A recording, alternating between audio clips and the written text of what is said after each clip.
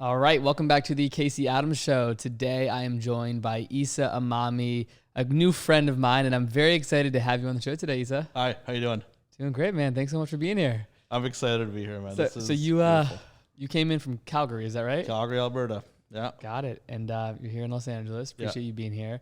You know, we got connected through a mutual friend, and when I first met you, right away I just saw like, okay, this guy is someone that's transparent, authentic, gets to the point, and instantly just vibe with you from one entrepreneur to another. And, you know, I remember seeing the video that Brendan and you guys created probably over a year ago. Yep. And hearing your story gave me the chills at one point, and we'll dive deep into it today. But for those that may not know your story, you're an incredible stock trader. You come from very, very humble beginnings. You've dealt with a lot of hardships in your life. Where do you spend your time today, just before we dive into all things that you do?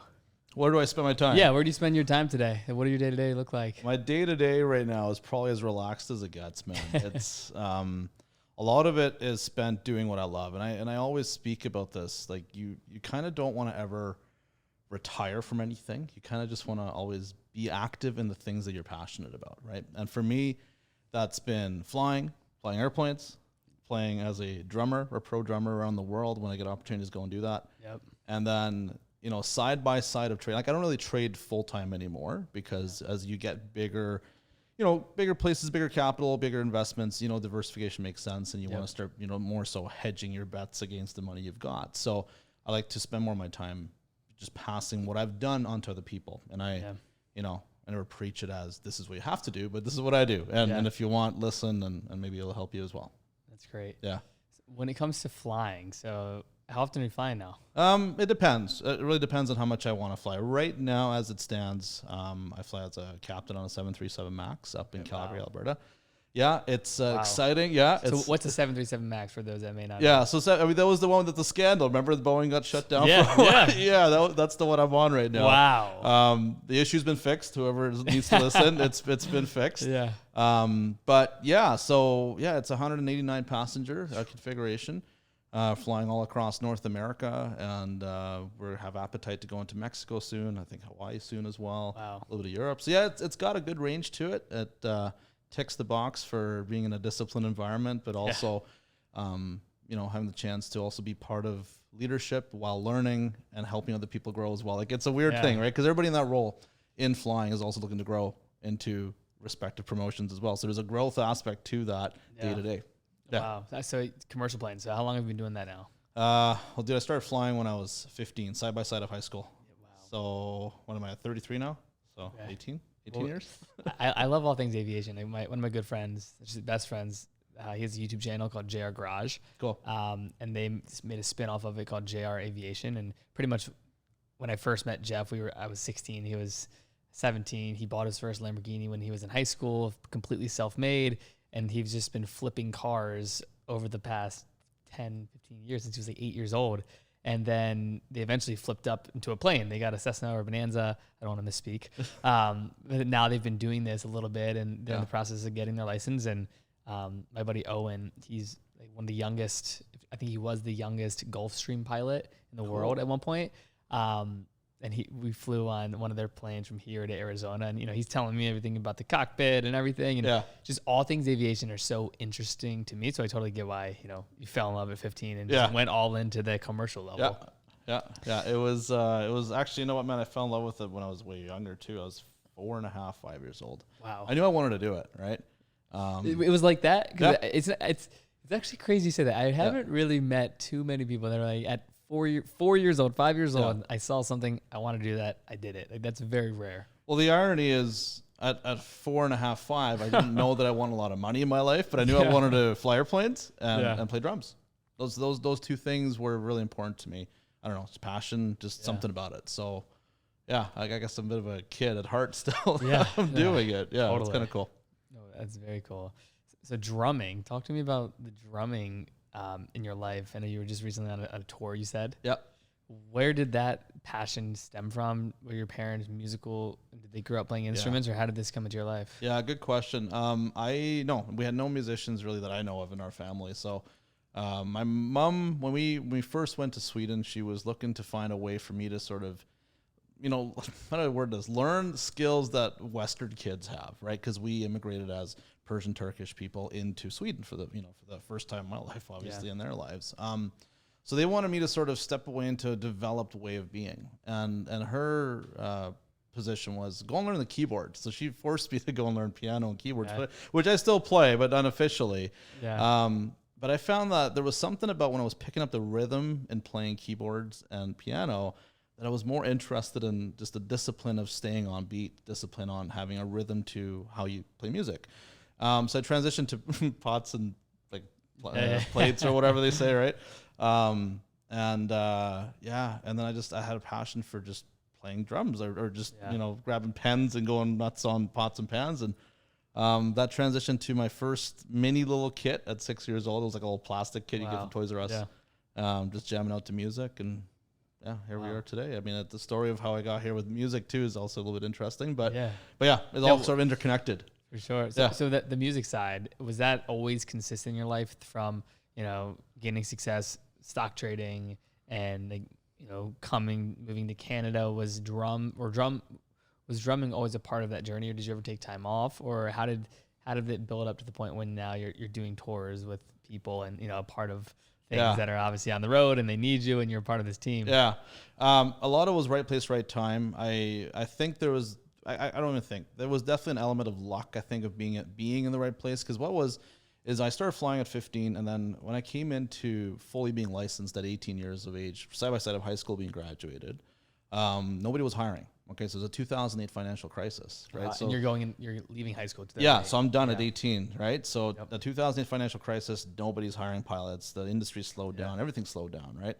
But ironically, what seems to happen is when people aren't busy making money or busy working, they have time for entertainment and going to pubs and watching bands, and you know how that goes, right? Like that side always spikes up. So the time I was living in Vancouver, Canada, and I got super fortunate. It was a Craigslist ad. Okay, from this. A Craigslist ad was looking to audition a drummer for a opening act for a major singer. So we were going to be an opening band for a major singer, which I didn't know who it was at the time. Right?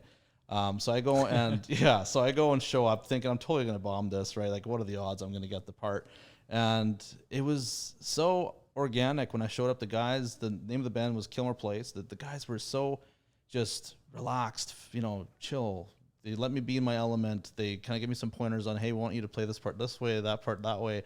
Picked it up right away, and I became the drummer. And then in 2009, we went on to be one of the opening acts for Headley's tour at the Drenched Fest 09 festival in Calgary, Alberta, and we were the opening band for that. So then right place, right time, right networks, right connections. That led to the next thing, and then today, I guess we're talking about touring and doing that when I get time and when I make time for it as well. That is so cool. Oh my gosh. So when that happened, like, what were some of the goals with that, right? Like, when you think about your career as a musician, right? Is it okay? Let's do this tour, world tour, small band. Like, what were you and the group thinking in terms of just the future of it? I think it's always so interesting, especially from the music side. I've had some musicians on the show, and some people are just like, yeah, I'm just playing my music, and then one day, boom, this big moment happened. Or some people are like, hey, I want to be the biggest in the world. Like, what was it for you guys in terms of the ambitions for that as a group?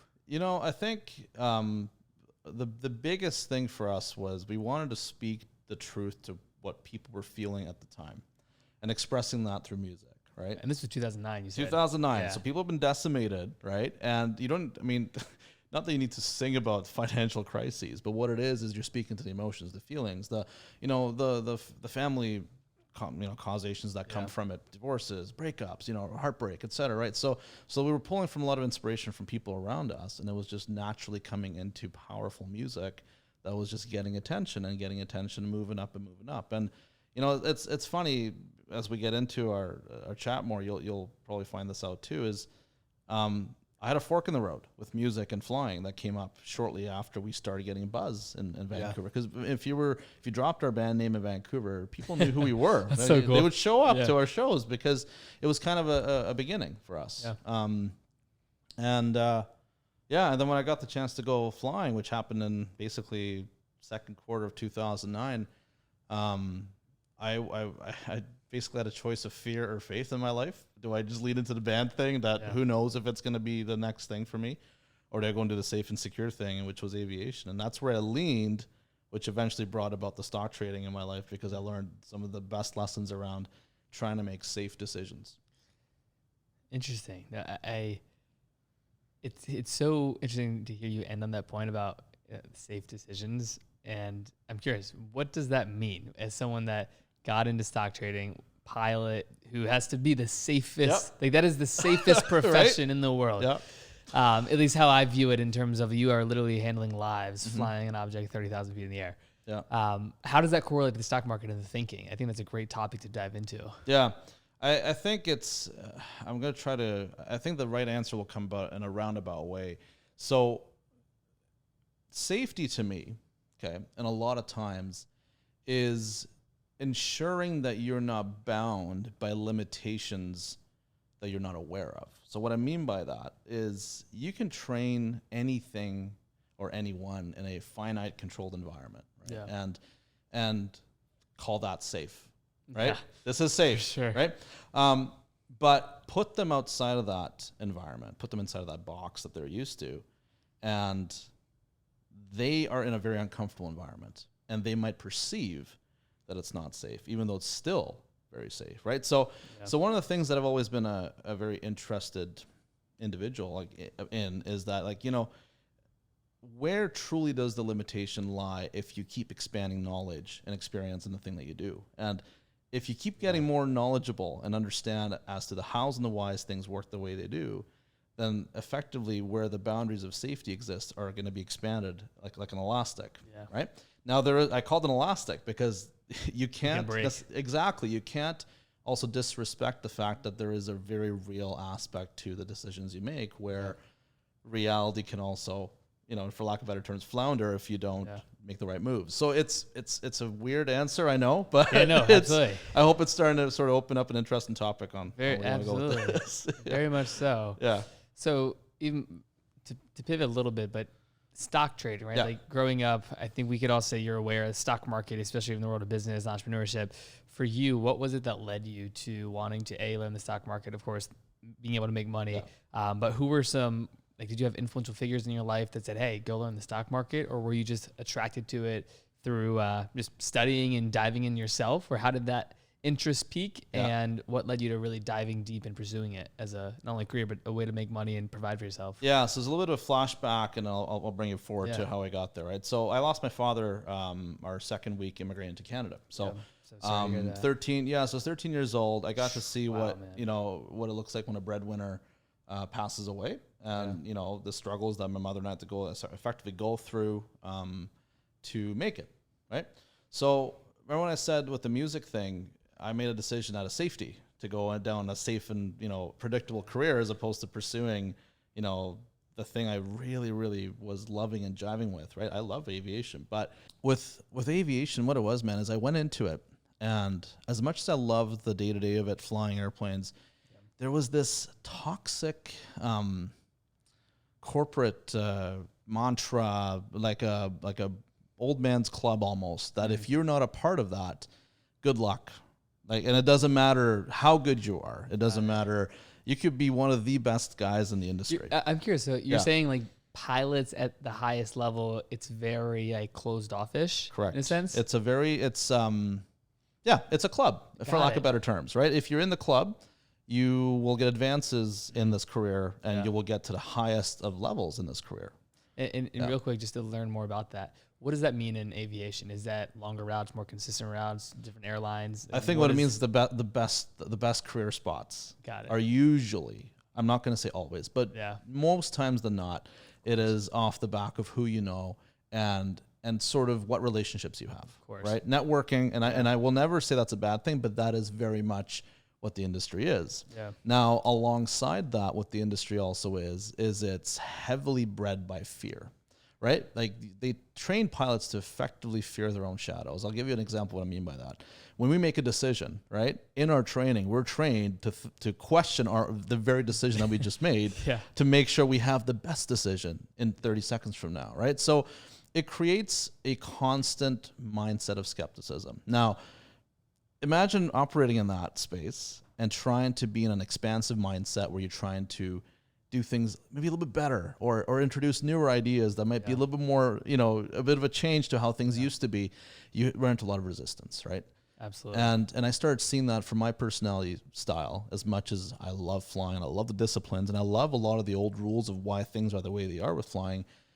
Growth for me and the way that I was outspoken about a lot of things and didn't hold back, it may have meant that I might not get to the best safe career spot in my flying career, which would mean income issues, probably not being always in the best spots. And still, even if you get to the best spot in aviation, somebody still owns you. So to me, that was enough to like, you know what? I experienced the financial setback in my teenage years. I don't want that.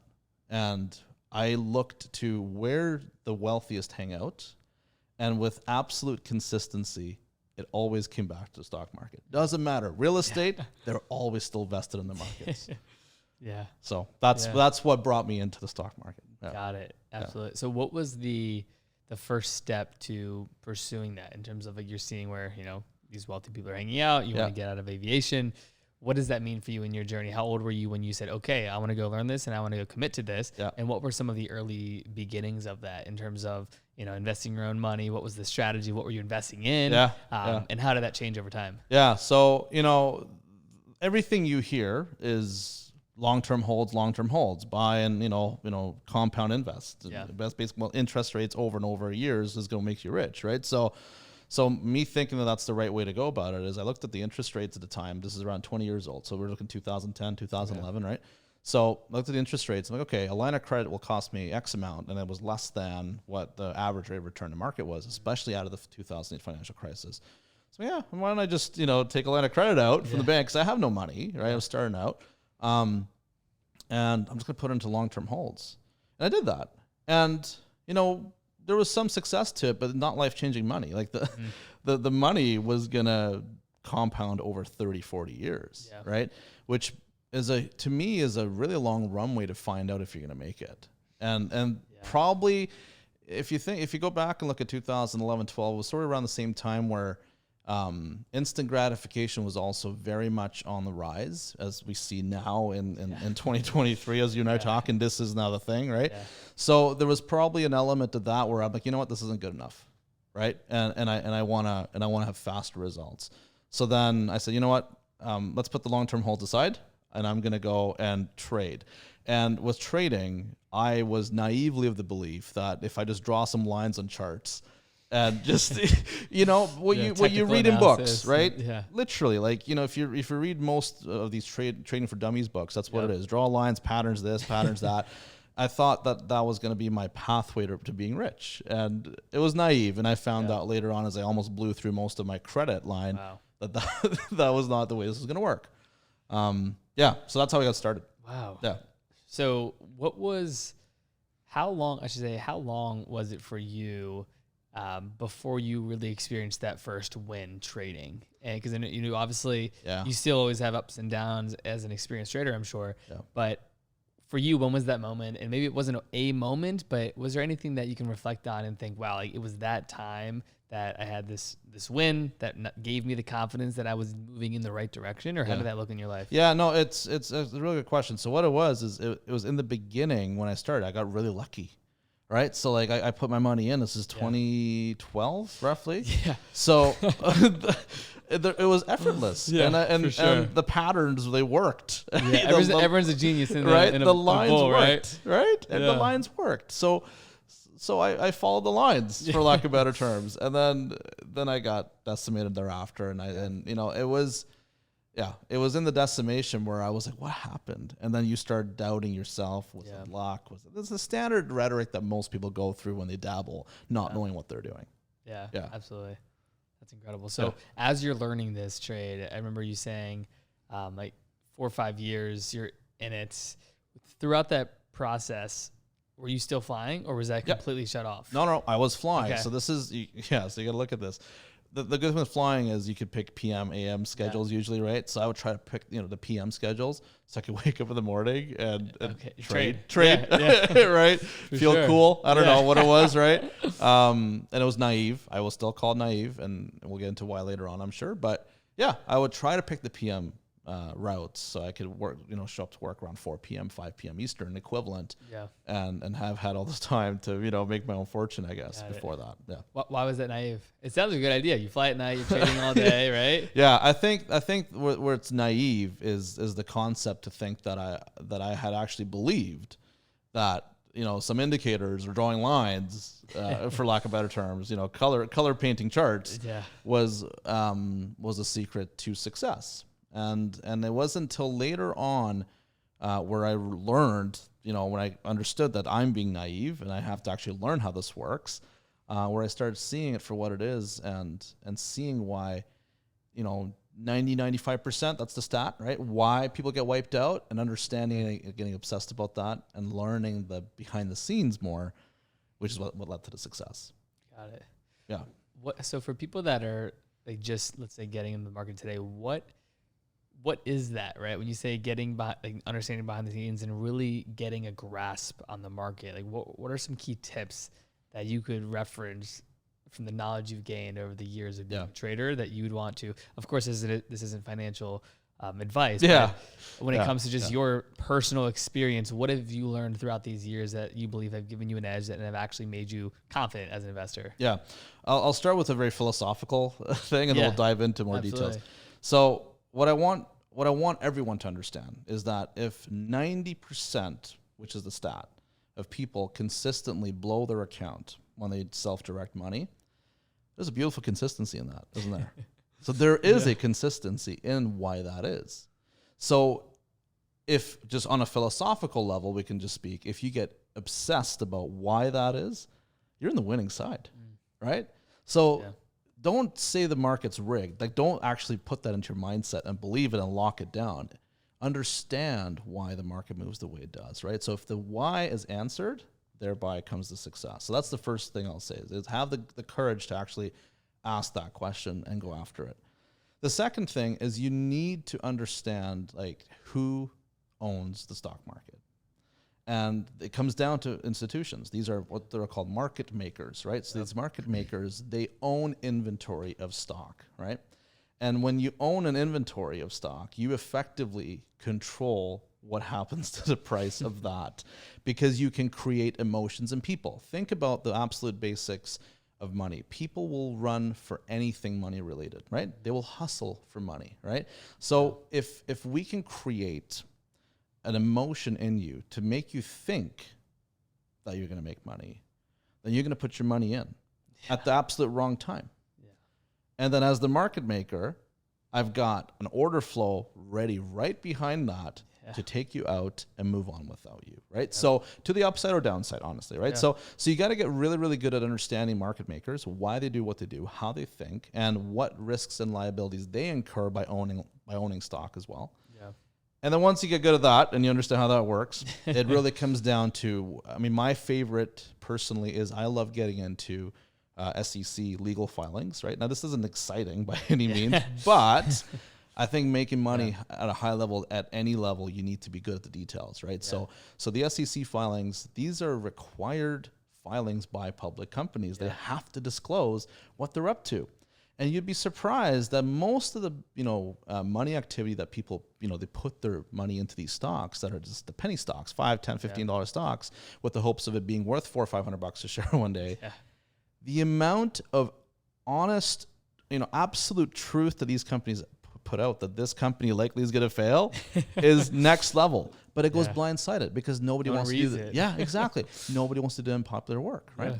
And the last piece of advice, I'll give you a ton of advice, but we don't have so much time today, but is I never marry an idea anymore. I used to think, this is going to be the next thing. Look at the time we're in, 2023. I'm sure people are probably talking a lot of lithium batteries. That's a big thing, right? They're playing those plays. AI related things, right? Yep. But NVIDIA. there we go. Yeah. I don't care. I don't care what the fad is. What I care about is how the money flows, and ebbs and flows, I should say, in response to what people think the next fad is. That's where the money is made. It's not in buying something at $5 and scoring it at $500 a share. Yeah. That's not where the money is. Yeah. Very cool. I mean, we could dive into that. Yeah, we can get into sure. it. Yeah. No, I want to pivot because you said something that I want to reference because I haven't dealt with this, and I think people can learn from it. You talked about when I first watched that video that I referenced at the beginning. You talked about losing your father when you were 13, and I know you brought it up as well. How did that affect you? Being 13, I can't even imagine dealing with that. And quite frankly, my parents are young; they're in their mid-50s, relatively young. That's something that I just can't. It's hard to really comprehend. And people that have lost their parents, and I know it's inevitable.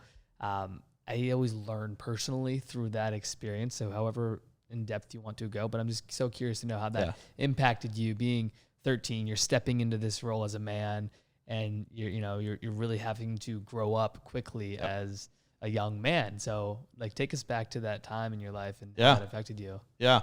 Mass confusion. Let's start with that. I think, obviously, I think in my case, at least, my father was the closest person to my life, So when you think of a rock that you lean on, right, that was him for me, right?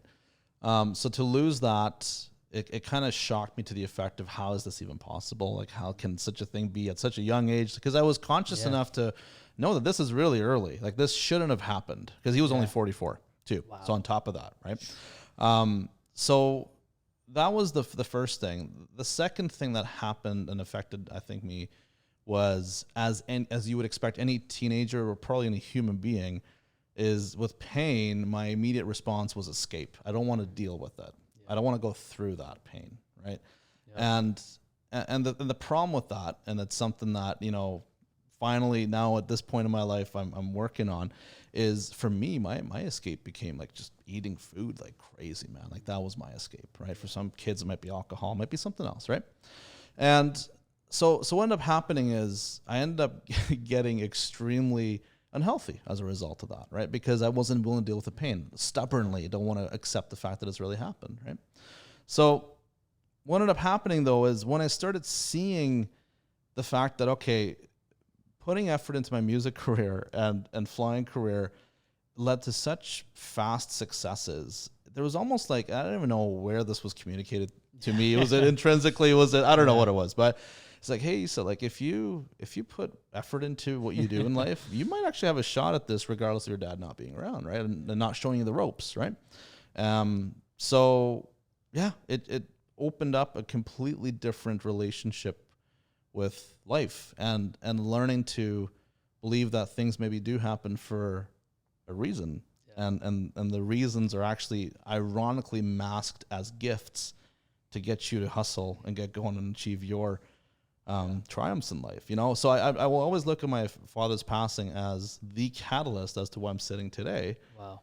In this position so young and so early in my life. Right now, I also think age might be maybe a controversial topic. I've already got whites at 33, so maybe I age faster in other ways. I don't know, but you know what, man, I'm here today, and if it wasn't that inspiration of wow, this is how quickly something can happen and flip upside down your life, I probably wouldn't have had this much inspiration and drive. Yeah, wow. I appreciate you sharing that. Yeah, so that's how it impacted me. Absolutely. No, it's I think what you said about masking this the hardship or dealing with something is this sort of fuel that you'll learn later in life. I think I told you this when we first connected, but when I was 16, I was almost paralyzed playing football. Yep. I was in a neck brace for 6 months. It was one of those times where one day I wake up, young kid, naive, just the world is yours, go play football. Yeah. To then never play football again in your life. You have to be in this neck brace for 6 months. Identity's ripped away from you, and that could be, from a sense of parents as well. Mm-hmm. And your whole world flips upside down. And for me, more of a neck injury and just not being able to do things. Looking back, and I brought this up to a friend recently. I'm like, if that didn't happen, I really have no clue what I would be doing Yeah. or why I would be doing it. And, now that I can lean into this story so strongly of like the pivoting point in my life, Yeah. or when I found drive and I was able to find, like, really dig deep, it's crazy how those moments happen in life. And over the course of the 6 years I've had this podcast, right, 400 or 500 interviews, you find that over and over and over again, to the point where I'm like, everyone reflects on these times. Yeah. But on the flip side, so many people are afraid of those times of, going through something so painful. And of course it sucks in the moment. But then on the flip side, I interviewed this guy, Jesse Israel, and he says, it's hard to talk about your wounds when you haven't healed from them, right? From neck brace, passing. Yep. But then when you do, those are the most incredible stories, right? And it's, it's very cliche to say that, but it's so real and so true. And outside of that moment in your life, like, are there any other, maybe we can sort of pivot to like the business conversations, like business triumphs that you've had to overcome, that have really made you the man you are today, that you can reflect on and say, hey, like, this is a business 101 lesson that I learned the hard way that I would want someone to not, go through if I had to give them a piece of advice? Well, listen, dude, I think you got to understand, when you come into the space that I've come into, because the space that I'm in effectively on a business side mainly is teaching what I've learned in the markets, right? So you're dealing with nothing but skepticism all the time, right? So you're paid as the business owner is, how do I prove to people that I'm here to help first and business second? This is the hardest thing to do, because what ends up happening is you end up almost attracting mindsets that are looking for a handout in life. And I know so much that life ain't about handouts, because if there was a handout, I was waiting for one, I guess, right? Right? But the triumph ain't in the handout. The triumph is actually in facing that pain and going through the pain and getting to the other side. So the business sort of lesson 101 I've got with this is, like, the number one way to break any sort of skepticism, gain trust of a consumer base that, in the case of a stock market, is always looking for skepticism, like my pilot friends, the industry I'm used to, right? Is you have to be willing as a business owner to not be chasing money, right? Like, if money is the reason you're in it, you're going to find everything becomes a trade with everyone, right? Yeah. And what I started focusing on with my approach with teaching what I've done in the stock market and helping people see the market for what it is lead with nothing but absolute value that's going to help them up front. Zero commitment. My whole thing to people is, you know what? You've got zero commitment to me to give me anything beyond 2 seconds of attention, right? Yeah. But if you give me a minute, I'll help you see something just a little bit better. Yeah. And that's going to start a new journey for you if you fall into it and go into it full on, right? Yeah. So leading with that value, if you approach your business, whatever that is, with that with that mindset, and understand that people are always self-motivated. Help them with their motivations, and they will want to be around you and take advice from you and hopefully get help from you.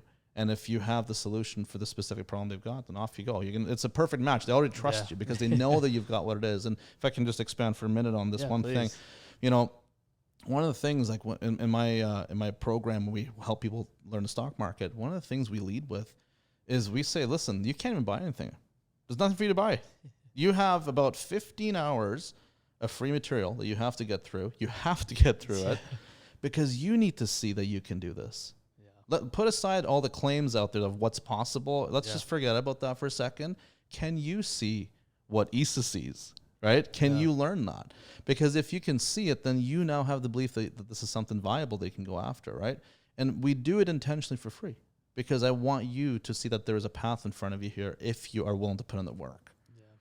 Where most people do, they do something different. They charge you up front, right? Totally. And then let's figure out if you're interested in this, right? So I love that approach. I don't know. Hopefully that makes sense and answers your question. I think it's spot on, right? It's like leading with not only the value, but you have to get someone to a place where they understand it to then make it even worth that investment to them. Yeah. Right. And it's so interesting. When I think about the word skepticism, I think it's such a double-edged sword in this world where I look at a lot of my early successes and just sort of what got me out of this small town thinking, coming from a small town in Virginia, I didn't fly on a plane until I was 16 years old, and I bought the plane ticket myself. And it was my curiosity and the ability to sort of not fall into the skepticism of like how it won't work, Right. but just leaning all in on, but what if it does?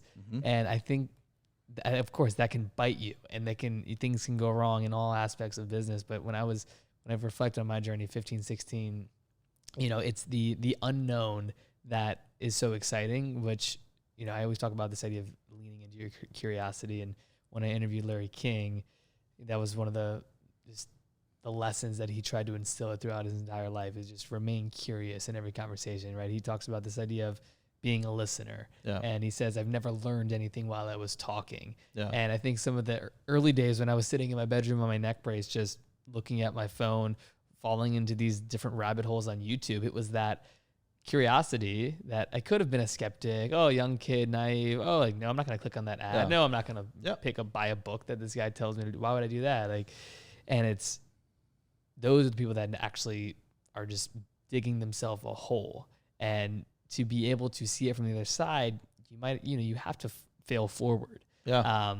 And of course, hoping that, you're putting yourself in a position to be around great people and people that have good intentions, and, it's up to you to decide that. But I love how you said that, because I think it's so easy to be skeptic, but actually putting in the work and learning first about anything, opportunities or a new trade, whatever it may be, is what you must focus on first. I'll tell you, man, uncertainty for me in my life, personally, uncertainty has brought me more peace and gratitude than chasing any path of certainty.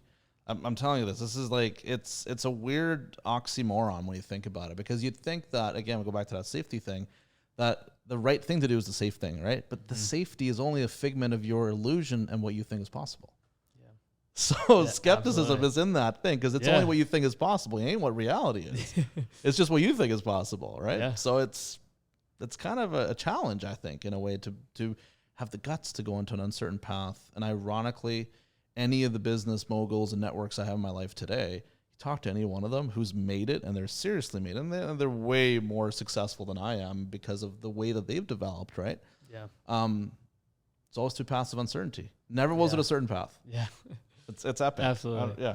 I won't say the exact quote because I'll butcher it, but Alex Ramosi, he puts out a couple tweets recently, and he talked about uncertainty. He's like, the whole reason you're able to do what you have done is by chasing that uncertain path. If you were to know exactly how things played out, you wouldn't do it. Correct. And, he talks about, like, if someone was to really give you sort of the pill of this is how you're going to feel and what you're going to deal with by going down this path, 9 out of 10 times you wouldn't do it. Yeah.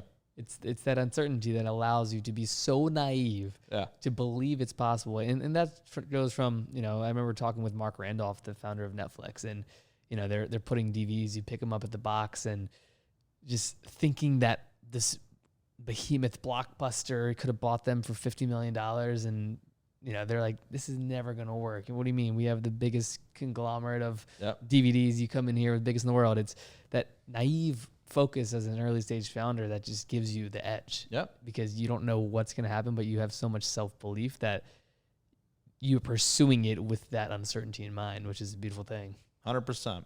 That's it. That's it. So in an ironic way then, to sort of riff off that for a sec, like the sort of naive approach of I'm going to be rich through the stock market was what I went into, regardless of not knowing what I was doing in the beginning, right? I just think that where most people quit because they form a alternate belief when they lose money, thinking that, this is a rate, so I'm not going to ever be able to make it through this. That's where I was like, no, there's something here. There's something here. I just need to learn what that is. And that's on me, and that's not on any handout, anything. It's just me and my obsession to figure this out. Yeah. I love that. Yeah. When it comes to obsession, I love that word. When you were first learning flying, stock trading, what were your hours? Meaning, I'm someone that, I take my health seriously. I try to stay on top of it, get good sleep. Of course, there's times where you got to pull all-nighters, of course. Yep. But I'm of the belief of if I can't operate at 100%, I'm just doing myself a disservice. But what were your sort of obsessed mentalities as someone that was learning new skills, developing quickly, ambitious? Because I think we can all learn from our own individual sort of obsession in how we do things and how we pursue things versus, when I, just for context as well, before I want to hear your perspective is when I first started my podcast, I was so obsessed with doing 60 interviews in 90 days. I've never done that again since that initial ramp up, but I did 60 interviews mainly online in 90 days because I had this big meeting with this guy, Gary Vaynerchuk, back in 2018. And I kind of set that as a goal and I just pursued it. And I was obsessed. I would get home from school, do 4 or 5 interviews back to back that I scheduled on Instagram. And that was sort of like an early obsessive characteristic of why I fell in love with podcasting. Right. By no means do I have that same approach now. But for you, what did that look like in your life early on? Okay, so let's just go back to like 15 when I was in high school, right? So my days would consist of, go to school and sometimes, thanks mom, skip school because I knew I wanted to fly, right? Okay. So, but if we look at a typical school day, I go to school 8 to 2:30, 3 o'clock, and then I'm on that, like I'm darting out of school, and I'm on that first bus, 2-hour commute to the municipal airport, which is south of Vancouver. 2-hour commute? 2-hour commute. Oh my gosh. 3 different buses. Once we have a C bus in Vancouver. Wow. So from North Vancouver, which is where I was, right, which is northern part of Vancouver, all the way down to Delta with Boundary Bay Airport, southern part of the Vancouver, about 2.5 hours sometimes. I get to the airport by like 5:30, and most of the time, just in time for me to get an hour lesson in before nighttime hits, because when I wasn't licensed as a pilot, I could only fly daytime. That was the first restriction is daytime and good weather, right? Yeah. But it was such a routine where I would do that. I would get to the airport by 5:30, do what we call a pre-flight inspection, walk around, a weight and balance and all that stuff, fuel checks, and off we go. We'd be back by like 6:40, 7 o'clock. And most of my pilot friends watching this or peers know that usually ground school, which is the theory classes, starts in the evenings in most flight schools, 7 p.m. to 9 p.m. So I would go 7 p.m. to 9 p.m., 2-hour commute back. And you're in high school. You're 15. High school, 15. And 11 o'clock, I'm back. Wow. 11 to 1, try to fit in some high school studies. I was gonna say, where do you do your stuff? Right. 1 to 6:37, sleep. Wow. Eat horribly. I'm telling you, I did not good for you for prioritizing health, because I did not. I really did not. It wasn't until about maybe 2-3 years ago where I really started having a different respect for why it's important to prioritize health. And that's because I also discovered that, I'd been hiding from some pain still from the past, right? Yeah. So now I'm sorting that out. But the point is, that was my routine day in, day out for 3 years straight, so till 18 years old. Wow. Summer. 3 years straight. Okay. Yeah. Getting home from school, that 2 was hours, it. like 4 hours commuting after school. Yeah. It was so obsession. You're talking about obsession, Dude, right? That is an incredible answer. Right? Yeah. And so a lot of people say, well, then how did you make time for drumming? Well, that's why you have a bus ride, and it was me and my iPod at the time, right? Remember those the iPods? The shuffles. And I had a little practice pad with me, and I made a point trying to sit in the last seat of the bus with my sticks. You're drumming. I'm working on rudiment in the back of a bus, trying not to annoy the passengers. Yeah. Right? Well, it's just like this is the routine. And this is like public bus. Yeah. Wow. Yeah. Like I'm trying not, annoy people, but I guess I was a little bit selfish that I want to be a drummer and I want to fly. Yeah. So this is how I'm spending my time, and I make the best of it, right? So, man, that was 3 years of my time. And then 18, I came out and it was no jobs and went to drumming and did that for a year and a half, and then it's crazy. Yeah. So you didn't go to college? Or you did? No. No college? No college. What was that period in your life? Were you someone that grew up saying, hey, college is in my life, I'm going to go do that? Did that change over time? Or what was your view on college, your upbringing view on college? And I'll tell you, I look at the top executives in the world today, right?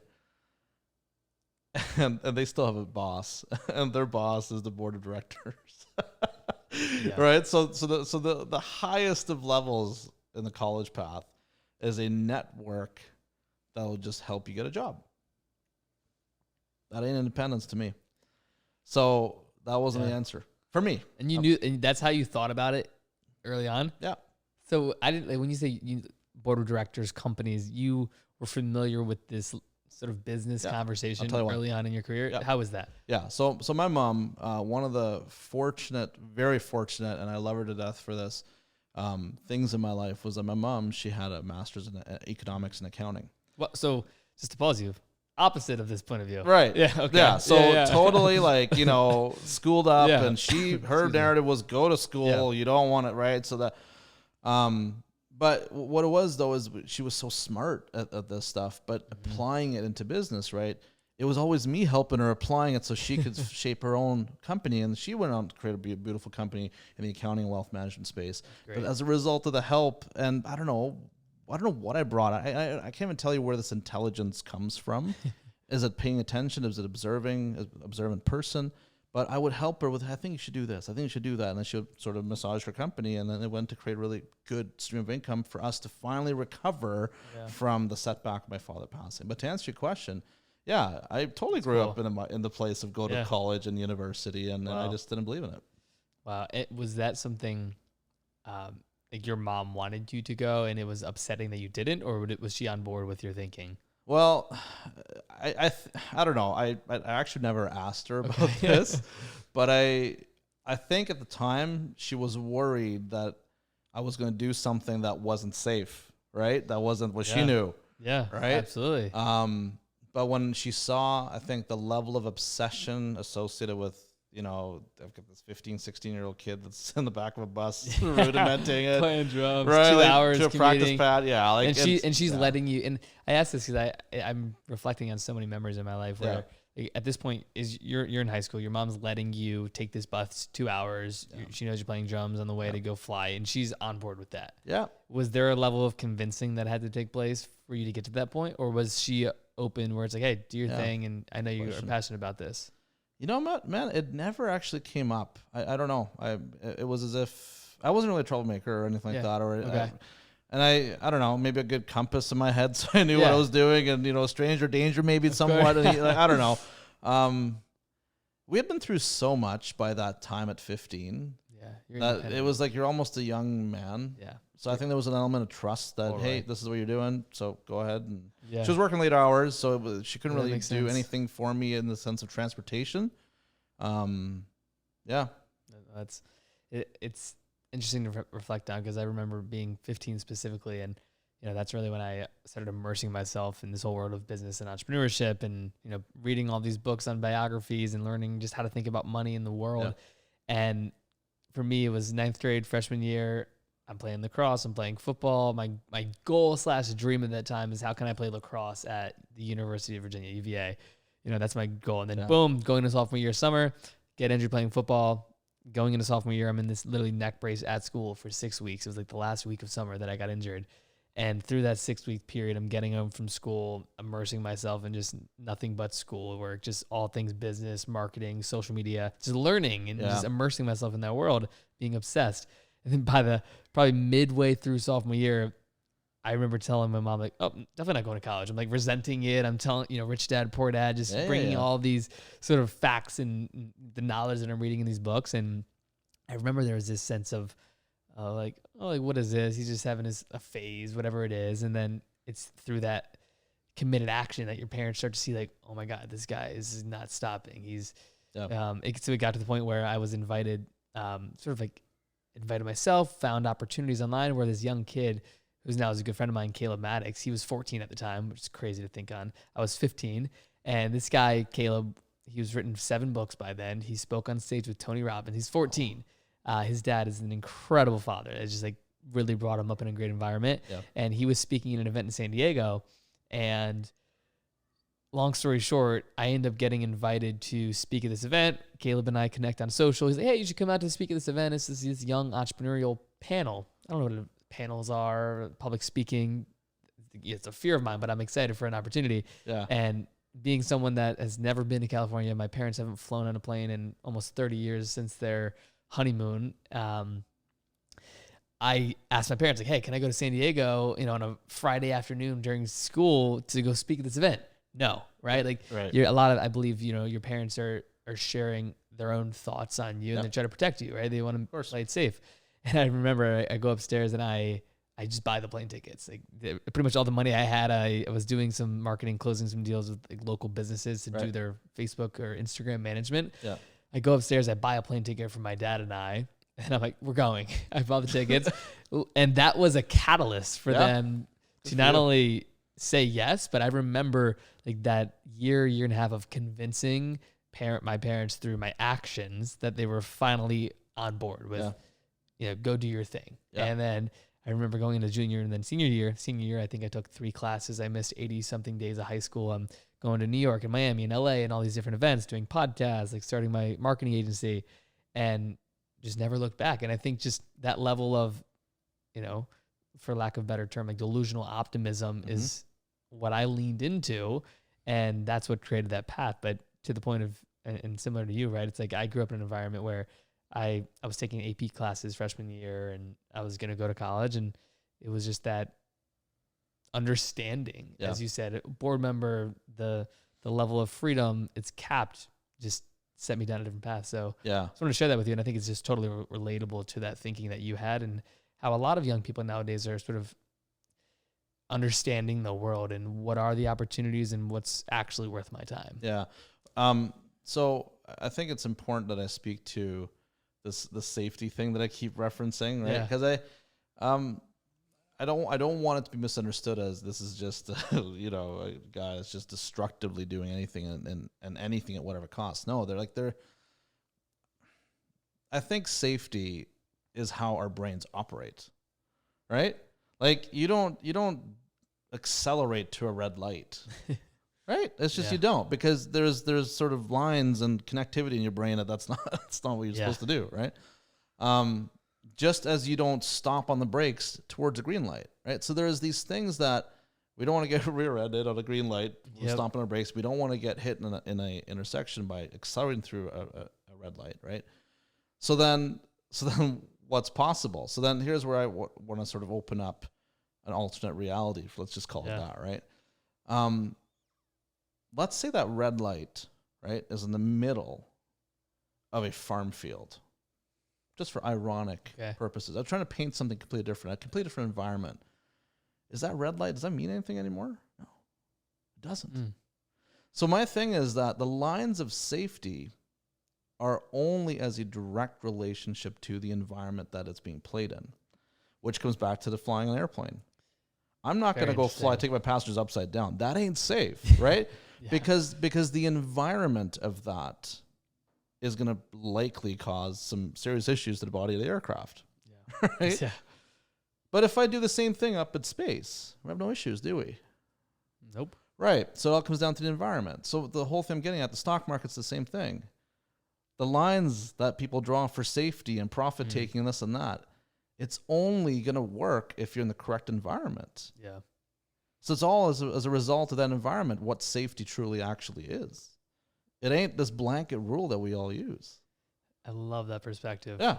Very cool perspective there. Yeah. That's why I talk about it. So the whole delusional optimism is because in the environment of succeeding, that's what works for you. And that's why you're here. Absolutely. I'm curious, is it a common thing, because I don't know the answer to this, for pilots to be successful in trading stock market? I mean, I don't know many pilots, but this idea of safety that you speak of and the ability to think about things from the lens of a pilot in like a non-emotional way and a safety precautions, are your pilot friends all like traders and experienced, or do they want to learn that to be able to apply that thinking and methodologies to the market, or is that just a rare 50-50. thing? Okay. Honestly, it's 50-50, right? Because in order to, again, you have to break a very indoctrinated way of thinking. Yeah. Right. But I'll give an example of why most pilots, for example, that I speak to about the things that I've done and the way you need to think, they lean towards wanting to do this. So when we roll down the runway, just to make it very simple, when we fly down, take off down a runway, we got 190 people on board. We're max takeoff weight, right? We have a decision speed on the runway. Okay. It's called V1. Okay. And that V1 speed is, if we go past that speed, it's determined that if we were to stop the takeoff for any reason, there is a very, very high likelihood we'll go off the end of the runway, which means that the safer decision is to continue to take off. Yeah. Right. So my position with all my pilot friends has always been, okay, so there's this gray area between that V1 decision speed and the moment where the aircraft lifts off, maybe 5-6 seconds later, right? Because usually the rotation happens afterwards, where you're relying on absolute uncertainty to not explode, not hit birds, have engines fall off. You can't tell me for real that you can guarantee the safe flight of that body, can you? And they're like, no, I can't. Everything is always based on chance. No, it's based on faith. Faith on what? Faith in the fact that you rely back on your practices. Like if something was to happen in that moment of uncertainty from V1 to the decision to the rotation speed, I should say, you're falling back on your principles, training. How am I going to mitigate that? If I lose an engine, how am I going to deal with that? If a wing blows up, how am I going to deal with that? These are trainings that we are relying on. So if I can just get you to understand that environment of uncertainty is the stock market, and I just got to train you between your decision speed and your liftoff on how to deal with those uncertainties, why wouldn't you do this? And with pilots specifically, they have a lot of time, hotel time, layover time, right? A lot of the times we're doing what's called deadheading, which is like, we have a passenger leg where we're in a passenger seat going to a place to start our flights. We have Wi-Fi internet. Like there was so much time, and I always, try to help my peers understand, listen, if you're in wealth creation, you're the perfect career. You are the perfect career because you actually have time. You actually don't have to make time like a lot of professionals do. Yeah. You have that idle time between. Yeah, absolutely. That's a great perspective. So yes, pilots do make great traders, to answer your question. They do make great traders, but they have to be willing to truly become conscious to the moment of uncertainties that already exist in their day-to-day life. And if they accept that, then I think they'll accept the fact that they could be trained to learn the stock market as well. Love that perspective. Yeah. Very cool. I could ask you so many questions about just flying right now that I'm interested in, but a couple more questions before you wrap up. I mean, when you look back on your life, so you still live in Canada full time. Yes. You travel a lot. Yeah. What is your day-to-day? I know we talked about this a little bit at the beginning now, but what does your day-to-day look like, and what do you love to do? Yeah. So my day-to-day, if it depends on if I'm flying or not, okay? Because if I'm flying, there's a different routine. Yep. If I'm coaching my clients, there's a different routine. If I'm tapping into preparing for a tour, there's a different routine, right? Because there's different day-to-days. I almost live 3 different realities, I feel like, right? But I'll try to sort of summarize the key points of all of them, right? So like I said to you, about 2.5 years ago, I started really re-looking at health differently, right? Obviously, I put on a lot of weight, working through pain and stuff. So I started discovering, okay, where does this come from? So the first thing I like to do in the mornings now, right, is I usually start with a green juice. It's kind of funny, but it's this green juice. Which one do you know? It's kale, spinach, cucumber. Oh, so you make it? Yeah, and lemon and ginger. Okay, love that. So these 5 things, and what it is, this green juice, even if it necessarily doesn't, lead to weight loss, what it is a win that I start with in the morning. That is like, hey, you know what? I took my health seriously from the first thing that I did when I woke up, right? And then from that point forward, it really depends what's next. If I'm going to go flying, right, typically it's look at our flight plans and looking to see what the weather and all the standard things that we as pilots look at before we accept a flight assignment. If it's drumming, meditate. I don't have stage fright, but is that a way of saying you have stage fright? I don't know. I mean, I'll tell you this: when I step on the stage, you feel an energy, man. For sure. Like there is a wave that just hits you, and it's especially when you're about to start. So I like to have the ability to have just practice meditation, because if I carry that 2-3 minute meditation practice into when I walk onto the stage, I was able to isolate any thought that came up of if I'm going to screw up or any mistakes. You still feel that as a pro, right? So you don't want to screw up, especially when you're a pro. Expectations are even higher, right? Yeah. And then if it's to step into to do like coaching clients, or I do a lot of one-on-one calls with my clients, because oftentimes people don't want to talk about their struggles and their pains, right? So I do a lot of one-on-one and help them through those pains and see them differently and reflect on a lot of the pains I've had to work through and how I've done that. Because I'm going to walk into somebody else's disturbed world, let's just call it that, it's important I get centered. So centering for me is if I can get a workout in the morning. I love pushing weights. I might not look like it quite yet, but I promise you underneath all this, there's probably a very strong body. Absolutely. Push weights, go on. I like to walk fast on the Stairmaster. I do it for like 5 minutes and I'm dying, but still I try to push and I don't try. What I don't do is I don't push beyond 5 minutes, But if I can do 5-10, I increase the speed. Yeah. So I stay at 5 minutes. Try to keep the body like in a state of constant discomfort while also progressing limits.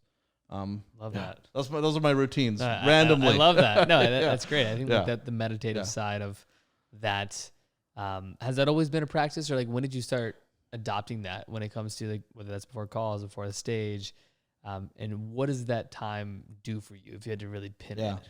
Meditation for me, honestly, dude, is just I realized that I was holding a lot of pain in my life, right? And it was a lot of unresolved emotions through probably loss and just the strange things that come as about of being a young kid that's got to figure their way out, right? Yeah.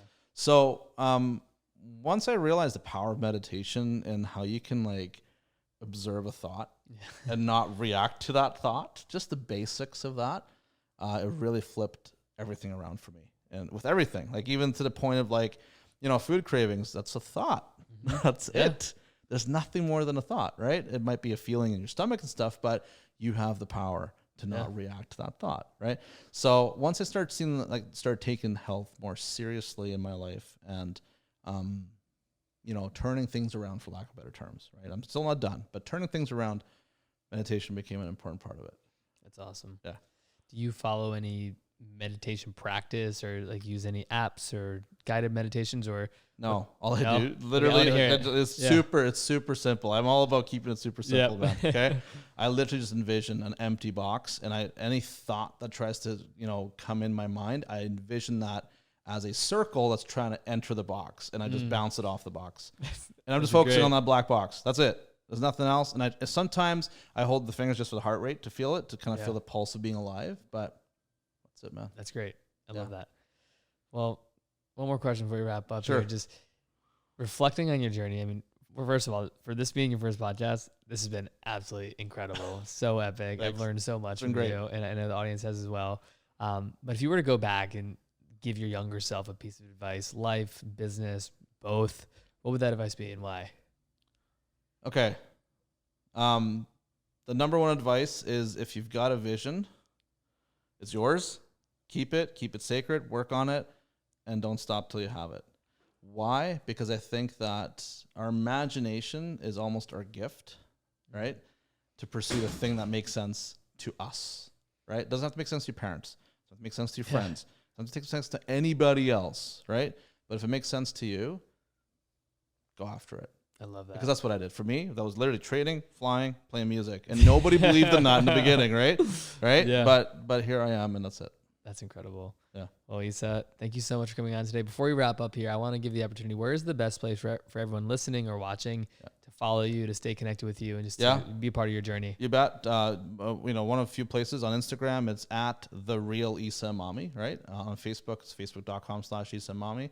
And if you just type in my name in LinkedIn, I'm there as well, depending on which genre you're in on social media, I guess. Yeah. For sure. Well, I'll be sure to link that all down below. And again, thank you so much for coming on the show today. Thanks. It has been an absolute pleasure. And if you were watching and you made it this far, thank you so much for tuning in. Make sure you subscribe. Go check out Eisa on all social platforms, and I'll talk to you guys soon.